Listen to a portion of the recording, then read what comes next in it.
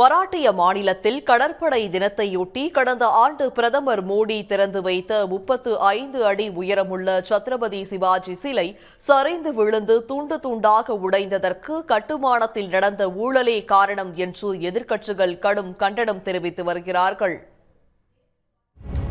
சிந்து துர்க் மாவட்டம் மல்வான் பகுதியில் சத்ரபதி சிவாஜி கட்டிய ராஜ்கோட் கோட்டையில் கடந்த ஆண்டு டிசம்பர் 4ஆம் தேதி கடற்படை தினத்தையொட்டி வெண்கலத்தால் செய்யப்பட்ட 35 அடி உயர சத்ரபதி சிவாஜி சிலை நிறுவப்பட்டது. பிரதமர் மோடி திறந்து வைத்த இந்த சிலை 8 மாதங்களுக்குள்ளாக சரிந்து விழுந்து சுக்குநூறாக உடைந்துள்ளது. பிரதமர் மோடி திறந்து வைத்து 8 மாதங்களுக்குள்ளாக சிலை துண்டு துண்டாக உடைந்திருப்பது பாஜக ஆட்சியில் ஊழல் உச்சகட்டத்தை அடைந்துள்ளதை காட்டுவதாக காங்கிரஸ் கட்சி குற்றம் சாட்டியுள்ளது. ஊழலுக்கு வரலாற்று நாயகர்கள் கூட தப்பவில்லை என்று அந்த கட்சி காட்டமாக விமர்சித்துள்ளது. தேசியவாத காங்கிரஸ் கட்சி சரத்பவார் அணியைச் சேர்ந்த சுப்ரியா சுலே எம்பி இது சத்ரபதி சிவாஜிக்கு நேர்ந்த அவமதிப்பு என தனது எக்ஸ் பக்கத்தில் பதிவிட்டுள்ளார்.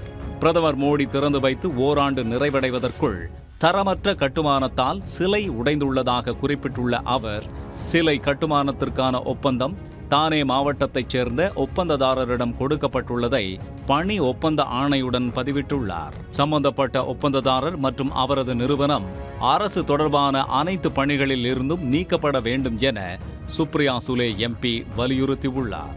மராட்டிய மன்னர் சத்ரபதி சிவாஜியின் சிலை உடைந்ததால் ஆத்திரமடைந்த உத்தவ் தாக்கரே அணி சிவசேனா கட்சியைச் சேர்ந்த எம்எல்ஏ மாவட்ட பொதுப்பணித்துறை அலுவலகத்திற்குள் நுழைந்து அங்கு பொருட்களை அடித்து நொறுக்கினார். மராட்டிய மாநிலத்தின் பெருமையின் சின்னமாக விளங்கும் சத்ரபதி சிவாஜியின் சிலை சேதமுற்றது, கெடுவாய்ப்பானது என்று அந்த மாநில முதலமைச்சர் ஏக்நாத் ஷிண்டே வருத்தம் தெரிவித்துள்ளார்.